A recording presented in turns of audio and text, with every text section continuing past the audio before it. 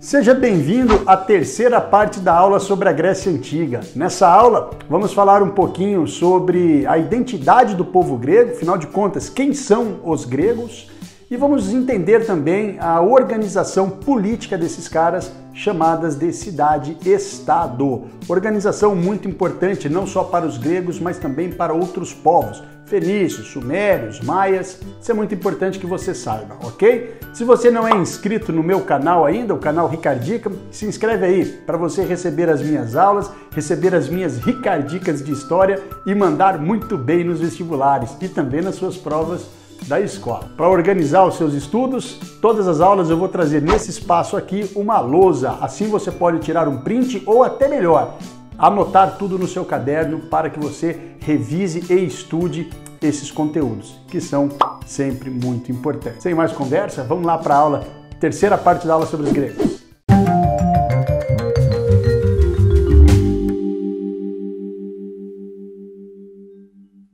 A partir de agora, a gente entra em um novo período da Grécia Antiga, o chamado período arcaico. Novo, porque nas duas aulas anteriores eu falei com vocês sobre o período pré-homérico e o período homérico, né? Até pela distância do tempo, são períodos mais longínquos, nós temos poucas informações, são informações mais restritas. O período arcaico não, ele já tem uma oferta de fontes históricas que permite conhecer melhor a organização do mundo grego.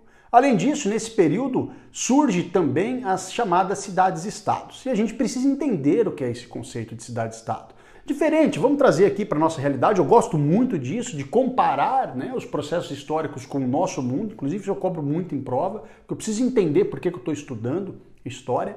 O nosso mundo hoje, as cidades brasileiras, elas possuem uma autonomia, né, uma ou outra lei, um ou outro imposto, mas no geral nós estamos vinculados a um poder central, né, que organiza todas essas cidades. A Grécia Antiga não existia essa autonomia. As cidades elas eram independentes entre si. Cada cidade possuía o seu próprio governo. Portanto, leis próprias, moeda própria, economia própria. Tudo bem que as cidades elas até se assemelhavam, mas uma cidade grega tinha um governo completamente independente da outra cidade grega. Isso é muito louco, porque e é por isso que se chama cidade-estado, porque cada cidade é como se fosse um próprio país, um próprio estado. Tudo bem, nós não podemos utilizar o termo país, né?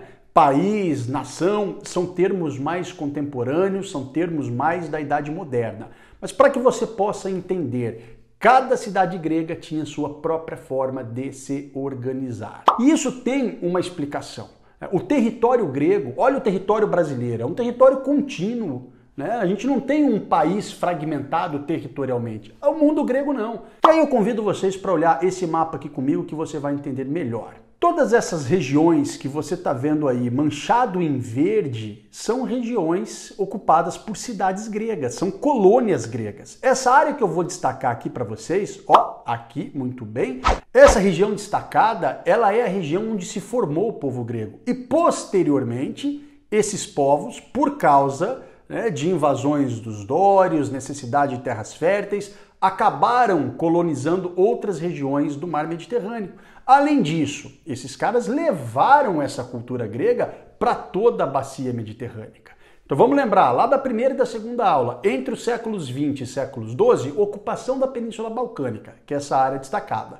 Entre os séculos 12 e séculos 8, nós tivemos aí as diásporas gregas, período em que esses povos acabaram ocupando outras regiões do mar Mediterrâneo. Então, olha só, pessoal, isso é muito interessante, né? Porque você encontra cidades gregas, povos gregos espalhados por praticamente toda a bacia mediterrânea e também pelo Mar Negro. Isso mostra a importância de se entender quem é o grego da antiguidade e onde está. Diferente do Brasil hoje, que tem, e de quase todas as nações, né? Não só do Brasil, que tem o seu território bem delimitado, a Grécia Antiga não. O seu território ele é bastante espalhado, ele ocupa diversas áreas do mar Mediterrâneo. Essas cidades que vocês observaram aí no mapa comigo, apesar de elas serem bastante distantes uma da outra, terem as suas próprias características políticas, econômicas. O próprio historiador Jean-Pierre Vernant, que é um dos principais historiadores desse período, é ele quem vai trazer essas diferenças para que nós possamos entender o que é o grego da antiguidade. Povos que possuíam uma diversidade política e econômica muito grande. Só que o próprio Vernant ele vai mostrar para a gente como que esses povos podem ser caracterizados como um único povo, que nós chamamos de gregos, pois eles possuíam uma cultura em comum. Quando nós falamos em cultura, pessoal, cultura é todo aquele elemento, aquele código cultural que permite as pessoas se identificarem entre si. Então, cultura é aquilo que você herda e aquilo que você aprende socialmente. Leis, vestimentas, alimentação, religião, língua. Vamos olhar para o brasileiro hoje. Quem é o brasileiro? O brasileiro é o cara que simplesmente nasceu no Brasil, é brasileiro? Claro que não. A pessoa, para ser considerado um brasileiro, ela compartilha elementos culturais com outras pessoas. E esses elementos culturais estão os nossos heróis, a nossa história, está no conceito de brasileiro a língua, que é a língua portuguesa. Então vejam só, hoje nós temos códigos culturais, elementos que nos permitem nos identificar, mas também é o cara que nasce no território brasileiro. Quando nós olhamos para o mundo grego, não existe esse território grego, são territórios gregos. Portanto, pessoas que nasciam em diversas áreas, em diversas regiões, poderiam ser identificados como gregos, pois compartilhavam uma cultura em comum. Que cultura é essa? Uma cultura humanista, uma cultura voltada à filosofia. Esses caras desenvolveram os famosos jogos esportivos, o mais famoso deles, as Olimpíadas, que acontecia na cidade de Olímpia. Esses caras compartilhavam um código cultural que valorizava o ser humano. Apesar de terem uma mitologia muito linda, apesar de terem um código religioso bastante extenso, um panteão bastante diversificado de deuses, eram politeístas, todos os deuses, toda a religião grega, ela carrega características humanistas. Aliás, você já deve ter visto deuses gregos que sentem amor, que sentem inveja, que sentem raiva, que lutam entre si. Esse é um código cultural. E todas essas cidades que vocês olharam comigo naquele mapa da Grécia Antiga compartilhavam essa religião grega. Compartilhavam essa cultura humanista de valorizar o corpo humano. As estátuas gregas, sempre estátuas com corpos bem definidos, valorizando o humano. Isso chama-se humanismo. Os gregos desenvolveram uma nova forma de vida chamada de hedonismo. Eles buscavam prazeres na vida. Isso os identificavam entre eles. Diferente dos povos da antiguidade, gregos vão ser povos que vão valorizar o ser humano. Claro que vai ter um código religioso muito importante, mas o humanismo está acima de tudo. Diferente do Egito Antigo, diferente dos fenícios, em que a religião e o teocentrismo é a organização de tudo. Para os gregos, não. Os deuses são importantes, mas antes de tudo é o ser humano o centro da sua preocupação. Essa característica, aliado à língua, vai permitir com que nós, hoje, historiadores do século XXI, possamos olhar para esses caras e identificá-los como gregos. Essa é a identidade do mundo grego. Agora, seria muito legal você fazer uma reflexão.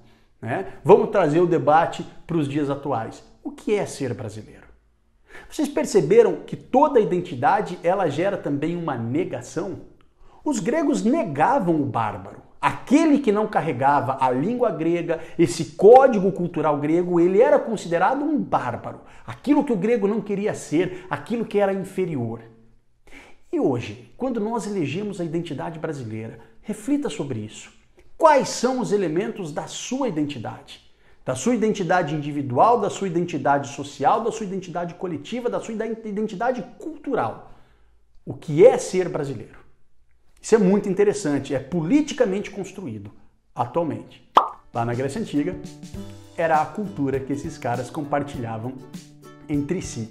Muito bem, pessoal, esse é um pouquinho do período arcaico. Expliquei para vocês cidade-estado, conceito de identidade. Próxima aula falaremos sobre os espartanos, uma das aulas aí que mais chama a atenção dos alunos. Aguardo vocês para a próxima aula. Um beijo, bons estudos, Se teve dúvidas, comentários, sugestões, críticas, deixa aqui para mim, tá bom? E não se esqueça, se inscreve aí, compartilha minha aula com os amigos. Tchau!